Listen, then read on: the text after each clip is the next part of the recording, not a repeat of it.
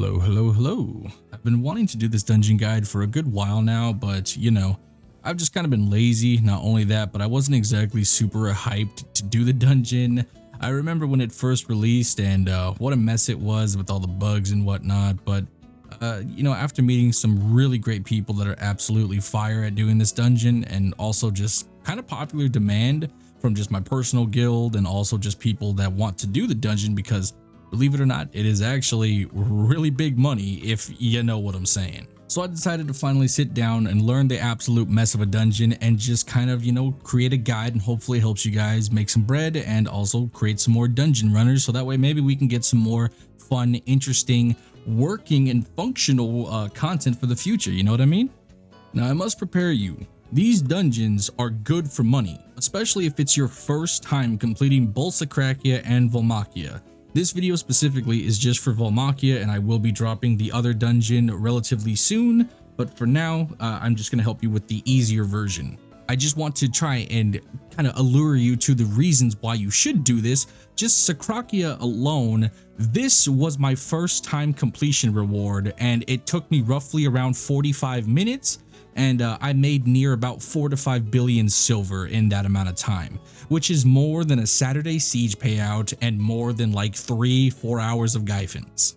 And that's not even factoring in all of the extra like trash that I got in there in terms of like what you would turn in, like the tokens, for example. You'll have these like Vahmalkea like tokens or just in tokens in general from the dungeon, and you can turn those in for memory fragments. You can turn them in for a bunch of crystals, and if you take a look here, I turned in a buttload of these crystals, and yeah, I made a lot of money. In one single day, in roughly around an hour and a half, maybe 2 hours tops, I believe I made, I think, roughly around 8 billion silver in, about 2 hours, which is more than what I've ever made, in most grind zones. This is obviously dependent on the rewards you earn from the dungeon chest, but overall you should be walking away with a bare minimum of like 1 billion silver from each of the dungeons if you're turning in everything appropriately and kind of working the marketplace and checking around what the prices are of certain items. Keep in mind, your first completion will be absolutely juiced. You will get insane rewards from your first time completing either of the dungeons.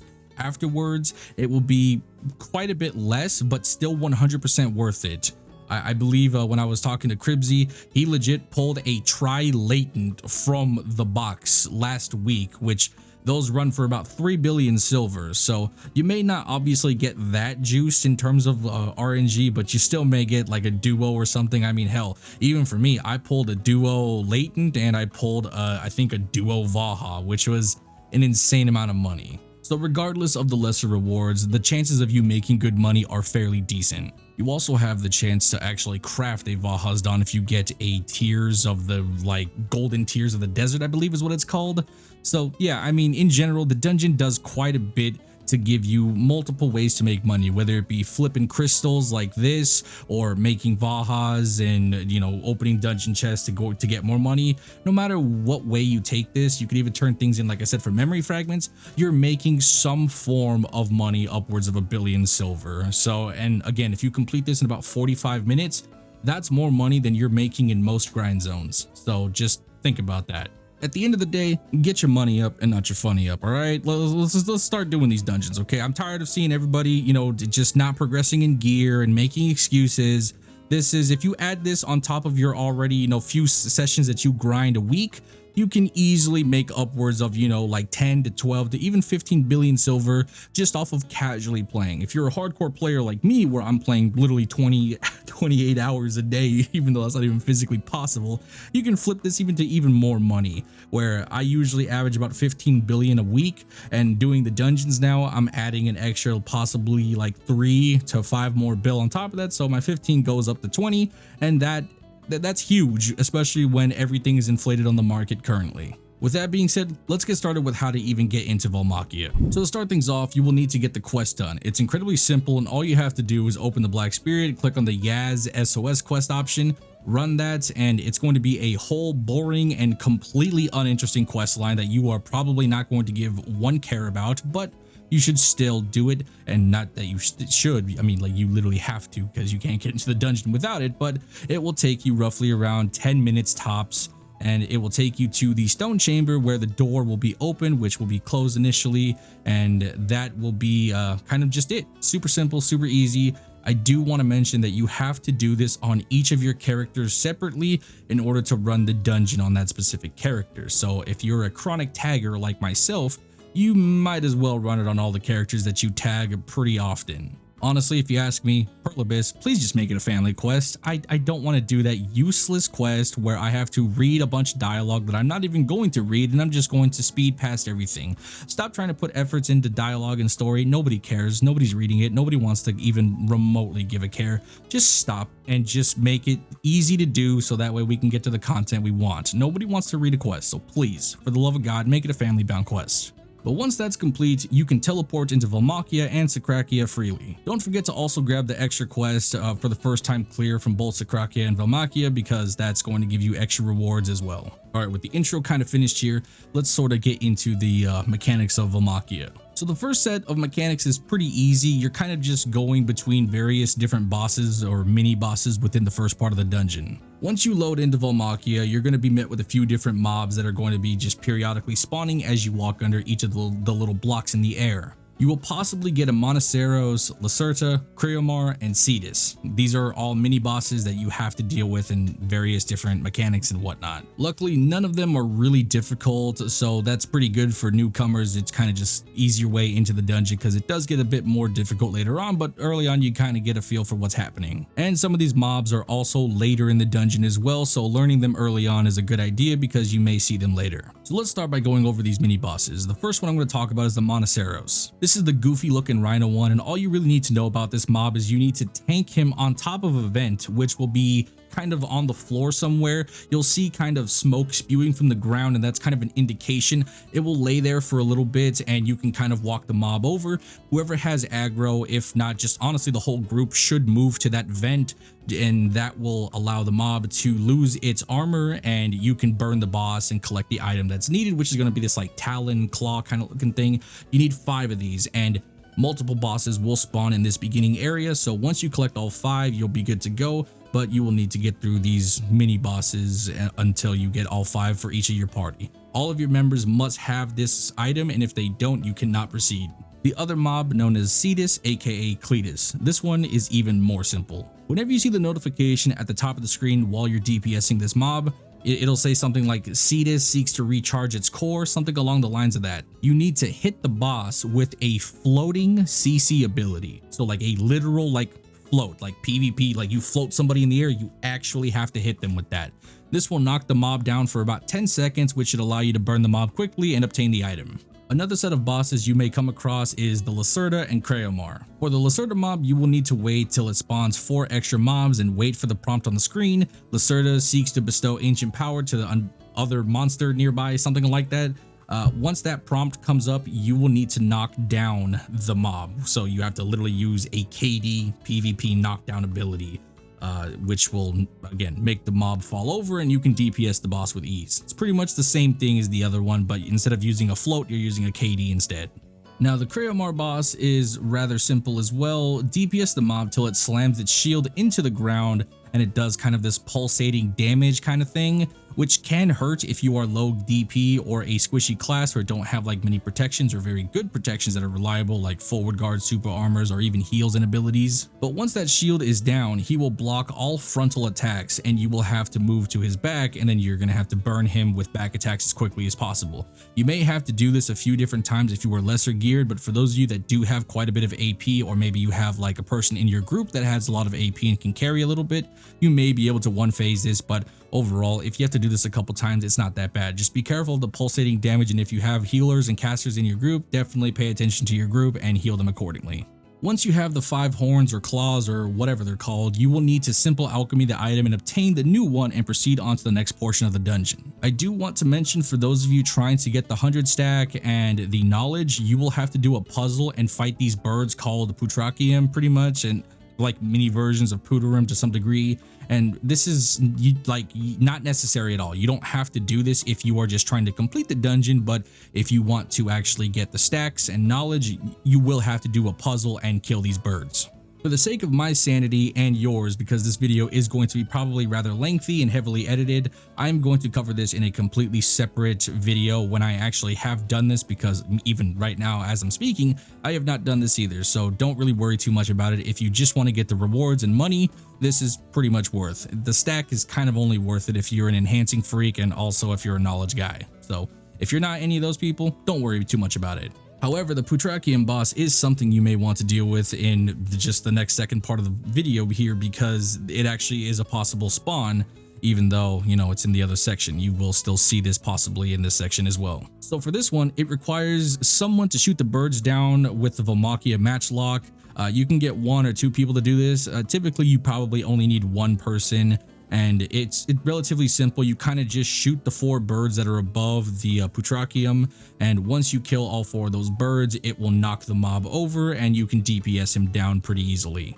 Another boss that will spawn in this second phase here, or this second section of the dungeon, is this weird Krahtenn kind of like name character. It's kind of easy and similar to the Putrakium, but not related to the birds. So all you got to do for this boss is, once he spawns in, fight him in the exact spawn that, like, right where he shows up, you fight him there, because if you move around too much, you're going to spawn even more.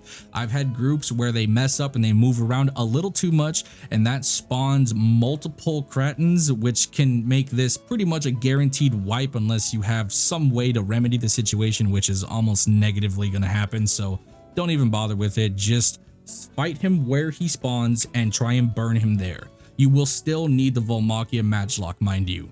I do want to mention that this is considered a boss, so beware that this guy will be a bit more difficult and hit a bit harder. Once he does this giant AoE ability, which will be prompted with Krahtenn focuses its energies into the power stone, something like that, something along those lines, whatever, your party should pull out the matchlocks and shoot the cores on the Krahtenn, which will be on its back and shoulders, and you'll be able to see the glowing orbs. It's very easy to spot out. That will knock the mob down and you may DPS him accordingly. You may have to do that a couple times, but if you have a good group, again, you will probably just one phase him and kill him off the spot. I'd like to recommend, if you can spare the space on your hotbars, I know console kind of has, you know, limited hotbar spacing and whatnot, but if you can, put your main weapons on the hotbar as well as the matchlock, so you can swap accordingly between the two as quickly as possible, because opening up your inventory, equipping your weapons, then that, it can get a little messy. So hotbarring could definitely relieve some time, and you kind of need to be quick with the matchlock. It's not super aggressive, but if you just want to be efficient and maybe speedrun or something, this could definitely help with timing. Overall efficiency, generally speaking, but it is what it is. I do need to mention that there is a bug still on console where you sometimes cannot collect the loot from this boss, which prevents you from proceeding any further in the dungeon. If this happens, I really don't know what to tell you. It sucks, and maybe one day this game will run appropriately and function, but yeah, if this happens, I am absolutely sorry. Moving on to the next phase, this is incredibly simple. You will have these pillars, and in the center of the pillars will be this kind of like sphere orb thing. All you got to do to get started is you step on the button, move the laser beam from the pillar to the center to where it's lined up with the orb, and once all the pillars are lined up, you will now spawn the aggressive mobs that will, you know, zerg you down. All you're going to need to do is clear out the mobs, and the Ahten will spawn up, and if you have a super geared group like I did, you will absolutely dumpster this boss in about 30 to 45 seconds. It's really easy. However, if you don't have a lot of geared people or AP to kind of one phase this boss, he will glow a certain color, and it will be tied to a pillar that matches said color. All you do is take out the pillar matching the boss's aura, and he will fall over, and you can do increased damage and DPS him till death. It is worth mentioning that he can't teleport onto somebody and absolutely insta-kill you, so you definitely want to be careful and try and, you know, one phase him as quickly as possible. If not, definitely 2 phase him. After you're done with this section, you combine your pieces together and you should be good to proceed on. Alright boys, buckle up for this explanation because it's going to be a long one. So to start off, you will need to split into your groups here, alright? You're going to do like this kind of weird, awkward 2 on one section, 2 on the other section, and 1 in the middle. It is incredibly important that the one in the middle listens up, because you will be kind of the reason that your group succeeds in this part of the dungeon. So basically there's going to be 2 sides, right? There's going to be the left and right, and then you're going to have 2 people on each of those sides. I would distribute your group's power creep with according members. So let's say you have 2 geared people and 2 not so geared people. You're gonna want to pair the geared people with 1 non-geared person and do that for each side. The reason being is that each of the sides have a boss, and those bosses have to be taken down at the exact same time to 50% HP. If they do not match up and you burn the timer window, what's going to happen is they're going to reset and you're going to have to do the whole thing all over again. That's the easy part, mind you. You just, you know, that's the if you guys can't do that, we're going to have some struggles here. But once you guys kind of get that down to a science, the guy in the middle is really the important guy. This guy's the star of the show, okay? So what this guy is going to have to do is incredibly important in terms of the heavy lifting between the party. His job is to kill the towers and aggro the mobs into the circles that spawn from killing the towers, and that allows each of the bosses to take increased damage, which, you know, that's called the damage phase. So whenever that gets called out or whenever that happens, you basically burn the boss accordingly, and then you try and just keep doing that on repeat until, you know, both bosses are at 50% and you move on to the next phase. If this is not done correctly and the middle person is not holding the aggro of the mobs, they will go and heal each boss, and that obviously prolongs the phase and yeah, makes this a lot more difficult for yourself as well as your team. And I need to stress that these adds that spawn must be killed within the circle, or else your group will not obtain the damage buff. That is absolutely paramount. If you are not doing this, you are throwing and ruining the group. I will mention that sometimes the circle spawns are complete ass, and so you just kind of have to hit another tower to get a different spawn, so RNG kind of plays into a factor. I wish it didn't, but that's, you know, it is what it is, so just bear with the mechanic. But overall, as long as you are killing the mobs within the circle and keeping the mobs from not healing the bosses, you're good. Or from healing the bosses, I should say. Now, for the guys that are paired up and on each of the bosses, your job is pretty simple. All you need to do is tank the bosses in your respective corner and maintain that aggro. Keep in mind, certain abilities on certain classes can pull the mobs from the opposite side of the room. I remember I was watching Ropolos' video, and apparently Striker's Crouching Wolf, for whatever reason, will actually pull the mob. I don't know if that's been patched, because I did run with a Striker, and I don't remember that happening. Maybe he didn't use Crouching Wolf. I have no idea. Either which way, if it's a possibility, steer clear from it, if I'm being honest. This dungeon is incredibly buggy, and anything that makes it longer is honestly frustrating as hell. So yeah, that's kind of really it. You're just tanking them in their respective corners, and the bosses are going to do certain abilities that are going to actually do a lot of damage. So forward guards are going to be your best friend, as well as iframes. Super armors will definitely help, but even for me, when I was on my Valkyrie with 390 DP, I still, and I mean, I need to stress this, I still almost died. So for those of you that are much lesser geared than I am, you will most likely get one-shotted. But yeah, I mean, that's kind of really it. You're just dodging the attacks, tanking the bosses, and overall damaging it down to 50%. Now, if you're like me and you don't have knowledge on these bosses, this can be kind of an annoying thing, because you can't actually see the percentage of where they are. So this comes in handy if you have people in your group that do happen to have knowledge on the bosses, which can coordinate with the group and tell you, hey, we're at this percentage, or hey, we're at this HP pool, whatever. And you know, remember, this has to be done at the same time. So communication is key in this part of the dungeon. And if by some chance you are an unlucky soul in a group that has absolutely no knowledge on these guys, if I'm being honest, you're probably going to have to wing it and hope you guys can match up appropriately. That's really just the only option that I could think of off the top of my head. Just pay attention to the color hue of the HP bar and go off of that. If you guys are relatively around the same and think that they're going to be down to 50%, call it out to just full DPS, and once the mob stiffens up and goes into kind of a statue mode, that's when your part is complete. And if the other side of the boss is not dead, so if you complete the right side and the left side still has a bit to go, immediately run over to the left side and complete that as well. DPS as fast as you can, because you have roughly around 5-ish seconds to do so. If you don't complete it, as I said, you will have to reset and do that mechanic all over again, where you tank them in their respective corners and go through the whole process again. It may take some trial and error, but I have faith in you. I believe that you guys can do this. Once your respective boss stiffens up like a statue, as I mentioned earlier, that's pretty much when you're complete, and you should 100% rush over and help your other team if they have not completed it, but once they match up at 50% and they both go down, this will trigger the next stage of the boss, which is relatively easy. It just can be kind of a pain in the ass due to RNG and awkward positioning. But this portion of the boss fight kind of works like this. It's known as colors, and essentially they unite as one, and you'll just kind of have this big T-Rex guy pretty much running around, and this will spawn a bunch of random shapes and colors. You will need to collect each of the colors and match them to the appropriate tower. The reason this sucks is because the color shapes tend to be insanely finicky. Sometimes you will walk right near a color and it's supposed to aggro to you, but sometimes it's just as if you don't even exist and they won't even aggro onto you at all. It can be really annoying to do this phase with how often these colors kind of just act up and don't really flow accordingly like they're supposed to. But essentially each colored tower will need 3 pieces, so 3 yellows, 3 reds, 3 blues, and 3 purples. Can't remember, did I say green? Maybe I said green, I don't remember. Either which way, all the colors that are on there, just match them accordingly and you will need 3 of each. Just basically have your group run around, collect all the colors that you can, match them to the appropriate towers, and be careful not to overlap with each other because you can pull colors off your teammates and ruin the pull. This creates awkward positioning, and you pair that with a bunch of rocks that will spawn. There'll be like these floating rocks. You will run into them and you will get knocked. They also do a buttload of damage for no reason. So again, if you don't have a lot of DP or you are a squishy squish, you're probably going to get one tap by these rocks. And even in some instances, there can be multiple rocks overlapped onto each other and you not realize it and immediately walk into one of them thinking you can tank it, and then all of a sudden you get one-shotted by 3 rocks that are somehow inadvertently inside each other.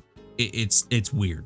Another thing to note is don't use movement skills or speed enhancement abilities. These colors are finicky as hell, and anything that makes your character move quickly will most likely de-aggro your colors from you, and then it will mess up your pull. Just some general feedback about this phase to Pearl Abyss. This boss is entirely based around luck and not skill in terms of this color phases. Changing and updating this mechanic to where the colors get absorbed onto you instead of following you would be a welcome change and would fix a lot of issues with this mechanic. Like for example, sometimes when doing this phase, you will get colors that don't spawn in and you need possibly 1 or 2 colors left to complete this phase and move on to the next, and they're either non-existent and didn't spawn in until the last second where the phase is ending and you kind of mess up, or it's like weird spawning locations where you need 1 red and then purples on the complete opposite side of the universe and you have such a low chance of getting over there in time. And it's like, it's not so much about you're skilled at the mechanic, it's literally based around RNG, which that's no way to have a dungeon function. If your completion and speedrun, even for that matter, for those of you that actually do care to speedrun, this can be actually so detrimental to your run to the point where you will have to do this multiple times. I've had a couple different runs myself where I get so close to completing the phase and for whatever reason there's either no specific color that I need that is currently spawned in, or there are colors that spawn on the opposite side of the room and I have no chance to actually walk it back to where the color needs to be matched. So yeah, just RNG in this dungeon is kind of ridiculous and I don't think it's necessary. I feel like this needs to be updated and changed and balanced in order to be a bit better, but for now, you know, just kind of work with what you got, you know? Anyway, once you do complete the color phase, the towers will glow white and that will be your indication that everything is good, and the boss will be chained up and you can deal increased damage and he will not be able to move. If your group is really strong, you can actually one phase this boss and actually take him down and move on to the next portion of the fight. With my group, which is currently I would probably say the best console dungeon runners on the game, we just barely missed the 1 phase by a small percentage. So it's obviously not something that's easily done, but you definitely can do it if you have the gear and obviously knowledge to do so. Definitely certain classes will speed up that process as well with like extra buffs like shies in general and all that stuff. Overall, just kind of expect to do this a couple different times because for lesser geared players or inexperienced groups, it's obviously not going to be something that's doable or feasible on your first attempt. If you do though, congratulations. One thing to note that I should actually mention is 2 Creomars will spawn in the middle of the room if you do not one phase this boss. So every time you complete a color phase and DPS the boss while he's chained up, once the chains wear off, he will go back to being immune, and your person that is holding onto the boss aggro will need to go back to his corner and maintain the boss in that corner while you go ahead and DPS the Creomars down. Once again, you're going to kind of do this two pairing situation where you have one guy in the corner, and then you're going to go ahead and have 2 of your guys go kill one Creomar and 2 of your guys kill the other Creomar. This is very necessary because the Creomars do a dick ton of damage and overall is going to ruin your run if you're dogpiling on top of them. Not to mention, after every multiple color phases that you do, 2 more Creomars will spawn. So if you do not work on these ASAP, you can potentially have up to 4, maybe even 6 Creomars if you are not quick enough, which I shouldn't have to tell you will most likely result in a wipe. So just to recap, when colors happens, match the colors to the appropriate tower. Boss gets chained once that's complete, and then you DPS him down while he's chained. Once he is off the chain and he's back to being normal, that's when 2 Creomars will spawn in the middle. That is when your tank will move the boss to the corner. Whoever has the aggro must tank the boss in the corner. Do not attack the boss. Do not hit him. Just block, iframe, do whatever you have to keep yourself alive. Just tank the boss in the corner while your 4 other teammates are dealing with the Creomars. Once the color phases pop up, you are still doing the exact same thing. Your tank holding the boss in the corner. Do not attack the boss because it will make the colors go sporadic and harder to kind of, aggro onto your teammates. So the tank is just sitting in a corner doing literally nothing but staying alive, blocking damage or absorbing damage. That's their whole goal. While the others collect the colors and match accordingly, and you DPS the boss until you reach the final phase, which we will talk about right now. So this stage is relatively simple. It's kind of just tank and spank with some positioning. Essentially, you're going to tank the boss in a corner and move him around slightly in order to buy yourself some time from the entire room filling up with lava. This is kind of the whole phase where the boss spawns lava under him and you're kind of maneuvering him around to where you don't fill up the room so quickly. So what you're going to want to do is start off in a corner and move him around enough to give you a little bit of room to DPS with back attacks without filling the entire room instantly, with creating uncomfortable angles where you may have to, tank in a weird spot and you just may not have enough room to work with. For groups that have an insane amount of gear, this phase is incredibly easy as long as you don't die to the boss's breath attack or the rocks spawning in that will knock you down and do a lot of damage. It's good to mention that if you do a lot of damage, you can actually knock over the boss and prolong the lava spawning to get more damage in before he fills another section of the room. This part is super important if you want to kind of get him down as quickly as possible. Just CCing him in general is overall the better option if you can, output enough damage to do so. But yeah, that's kind of all you're doing for the last phase, and within a few tries, you will most likely complete this dungeon and be able to obtain the insane loot at the end. I really do hope this video helped you in some way. I'm sorry it was a bit lengthy, but all the explanation and trying to get the information correct and coordinating with the, the dungeon runners trying to get all information and whatnot, I'm still not even sure that I got everything correctly, so hopefully I did. I am sorry if I didn't, but I did the best that I could to try and help you guys out with Vahmalkea. I want to give a huge thank you to Riles, Thicky Minaj, Cheesy, Machete, Cribsy, Thumbless for coming out and working on this video with me. It was super fun. I'm glad they managed to sit down and actually, work with me and be patient.